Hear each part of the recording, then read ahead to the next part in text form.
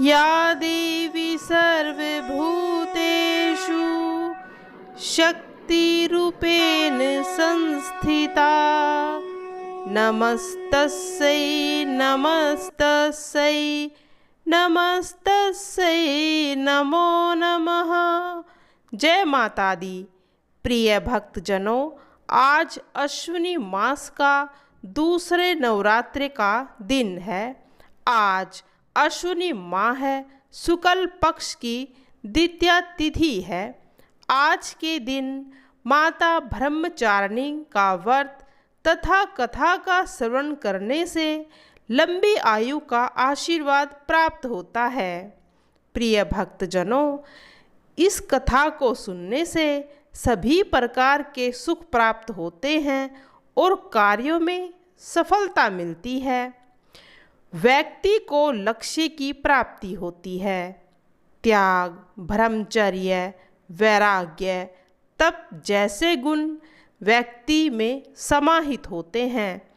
तो आज मैं सुनाने जा रही हूँ माँ ब्रह्मचारिणी की बड़ी ही दुर्लभ और पौराणिक कथा। तो आप सभी भक्तजन इन कथाओं को बड़ी श्रद्धा और प्रसन्नचित मन से सुनिएगा। ब्रह्मचारिणी देवी का स्वरूप पूर्णमय, ज्योतिर्मय और अत्यंत भव्य है। उनके दाहिने हाथ में जप की माला और बाएं हाथ में कमंडल रहता है। अपने पूर्व जन्म में जब यह हिमालय के घर में उत्पन्न हुई थी, तब नारद जी ने उन्हें उपदेश दिया था कि भगवान शंकर जी को तुम पति के रूप में प्राप्त करोगी और अत्यंत कठिन तपस्या करोगी। इसी दुष्कर तपस्या के कारण ही उन्हें तपचारी अर्थात ब्रह्मचारिणी के नाम से जाना जाता है। 1000 वर्षों तक उन्होंने केवल फल फूल खाकर अपना जीवन व्यतीत किया था। 100 वर्षों तक केवल साग का निर्वाह किया था।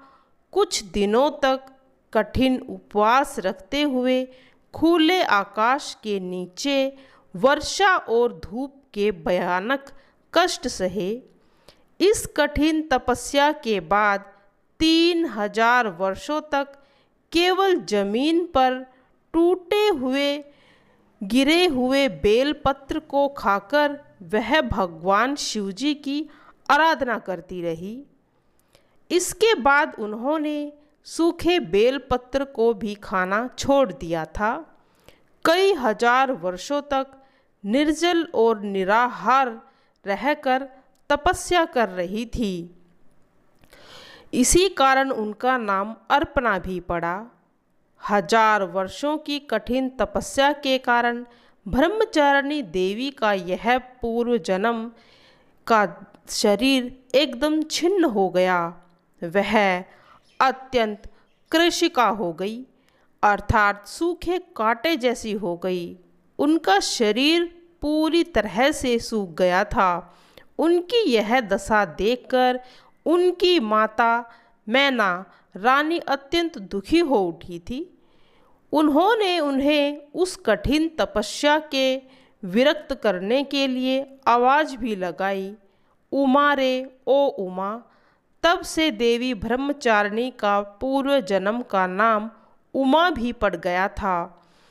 इसी तपस्या से तीनों लोक में हाहाकार मच गया। देवता, ऋषि, सिद्धगण, मुनि सभी ब्रह्मचारिणी देवी की इस तपस्या को अभिभूत पूर्व बतलाते हुए उनकी सराहना करने लगे। अंत में पितामह ब्रह्मा जी ने आकाशवाणी के द्वारा उन्हें संबोधित करते हुए प्रसन्न स्वर में कहा, हे देवी, आज तक किसी ने भी ऐसी कठोर तपस्या पहले कभी नहीं की थी। ऐसी तपस्या तुमसे ही संभव थी।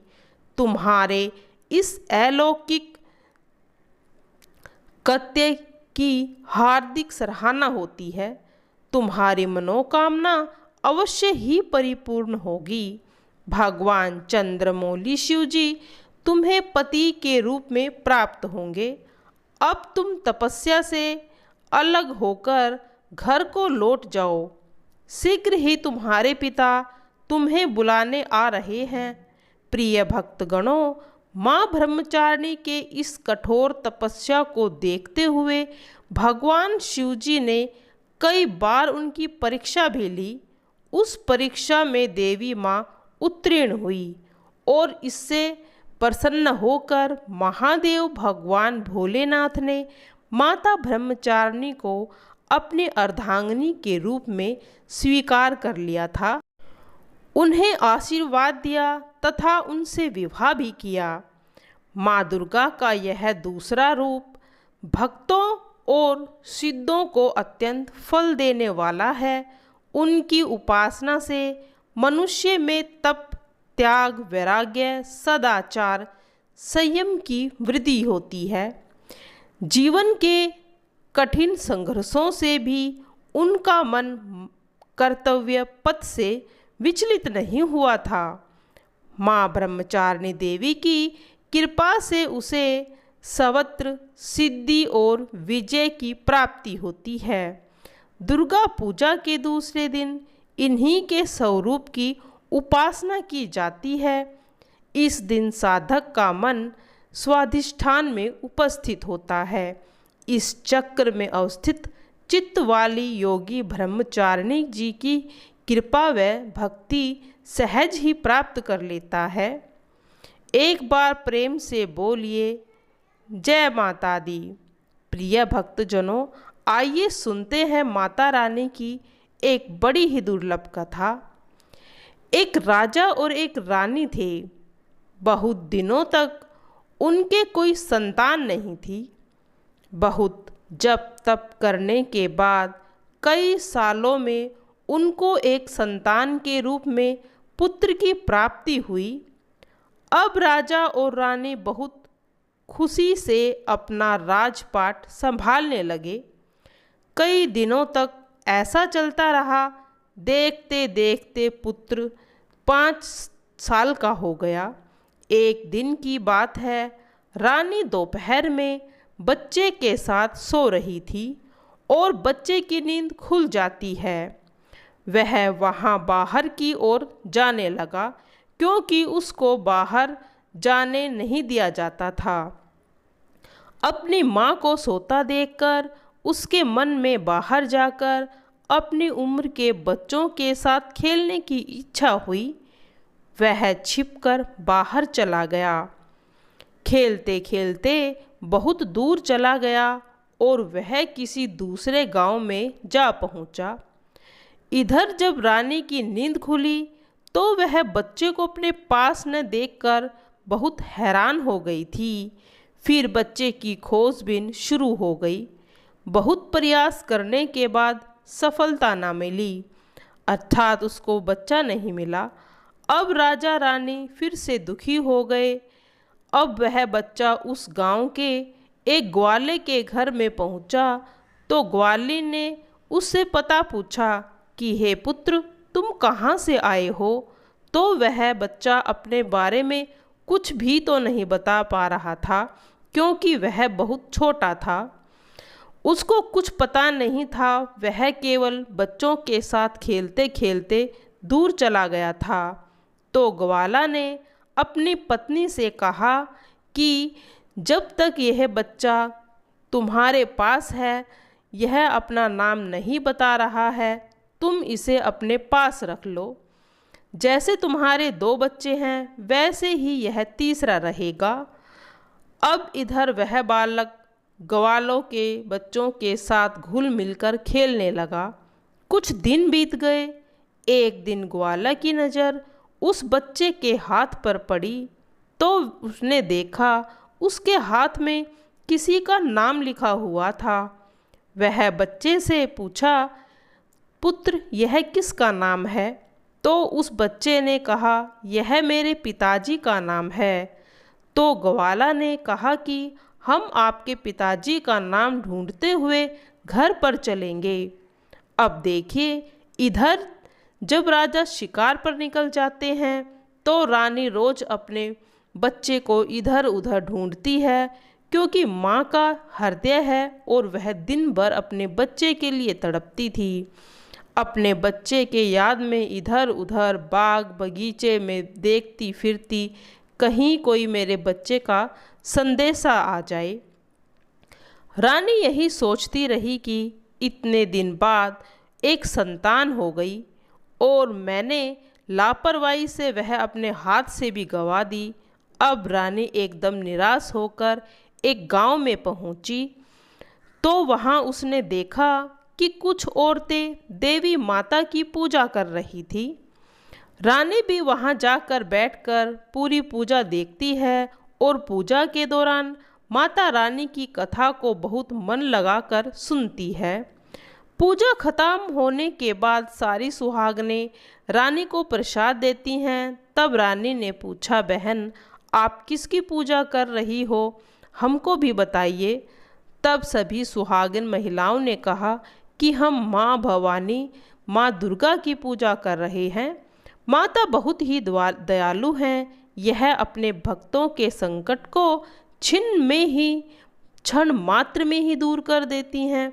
बस ध्यान रखने वाली बात है कि जब तक आपकी मनोकामनाएं तुरंत पूरी हो जाती हैं, जब आपकी मनोकामना पूर्ण हो जाएं, तो आप तुरंत माँ देवी की पूजा करिए। आप जो मन्नत मांगती हैं उसे पूरा करिए। मनोकामना पूरा होने के बाद माता रानी की पूजा तुरंत ही कर लेनी चाहिए, उनको टालना नहीं चाहिए। तो रानी ने अपने मन में सोचा कि अगर माँ भवानी ने मेरा बच्चा सकुशल हमारे पास पहुँचाया तो हम इनकी पूजा करेंगे और सुहागनों के साथ इस व्रत को करेंगे। उधर रानी का यह मन्नत मानना हुआ कि उधर ग्वाला बच्चे को लेकर उसके पिता की तलाश में निकल पड़ा। वह कई जगह ढूंढते हुए काफ़ी देर बाद गांव के किनारे आ पहुंचा तो एक व्यक्ति से पूछा कि भैया इस नाम के व्यक्ति को क्या आप जानते हैं। तब उस आदमी ने बताया, हाँ भैया यह हमारे राजा का नाम है, उनका पुत्र खो गया है, क्या यह उन्हीं का पुत्र है। यह बात सुनकर ग्वालों को घर का पता बताया। ग्वाला जब बच्चे को लेकर राजा के द्वार पर पहुंचा तो राजा रानी ने अपने बच्चे को देखकर लिपट कर रोने लगे और बार बार ग्वाला का धन्यवाद करने लगे। राजा ने पूछा कि भाई मेरा बेटा आपने कहाँ पाया। तो ग्वाला ने कहा, राजा साहब यह बालक घूमते घूमते हमारे गांव में आ पहुंचा था। तब हमने इससे इसका पता पूछा तो यह बता नहीं पा रहा था। एक दिन खेलते खेलते जब मेरी नज़र उसके हाथ पर गई तो उसका नाम लिखा हुआ था और उसी नाम के सहारे हमने इसको आप तक पहुंचाया। प्रिय भक्तजनों, रानी की खुशी का कोई ठिकाना नहीं था। रानी ने राजा से कहा कि ग्वालों को खूब धन दौलत देकर विदा किया, लेकिन ग्वालों ने कुछ नहीं लिया और कहा, जितनी खुशी आपको है अपना पुत्र पाकर उतनी ही खुशी मुझे है कि मैंने आपकी धरोहर को आप तक पहुंचा दिया। अंत में राजा ने ग्वालों को धन देकर विदा किया। अब रानी को यह तुरंत याद आया कि माता रानी की मन्नत मांगी थी उनकी पूजा करने का और नवरात्रि व्रत करने का। रानी ने राजा से कहा कि हाँ, हम माँ दुर्गा की मन्नत मांगी थी, आज हम नवरात्रे करेंगे और नगर की स्त्रियों को निमंत्रण देंगे। तुरंत उन्होंने माँ भवानी की पूजा की। रानी ने तुरंत माता की पूजा का सामग्री इकट्ठा करवाया। माता रानी की सारी व्यवस्था की गई। सभी सुहागनों ने मिलकर माता रानी की विधिवत पूजा की और माँ भवानी दुर्गा का गीत गाया। जिन सुहागनों को माता रानी की कथा आ रही थी उन्होंने माता रानी की कथा सुनाई और फिर अंत में सुहागनों ने मिलकर माता रानी की आरती की और उनसे प्रार्थना की कि हे माँ, जिस तरह आपने हमारे संकट को दूर किया, ऐसे ही जो आपको याद करे उनके संकटों को दूर करना। हे माँ, आपका स्वभाव बड़ा ही दयालु है, बड़ा ही सहज और कृपालु है। हे माँ भवानी, जिस प्रकार आपने रानी के बच्चे को वापस किया, उसकी गोद को भरी, उसके जीवन की खुशियाँ लौटाई, उसी प्रकार सभी माताओं की गोद को हरा भरा रखना, सभी के घर में सुख समृद्धि लाना। जय माँ दुर्गा। ओम नमः शिवाय।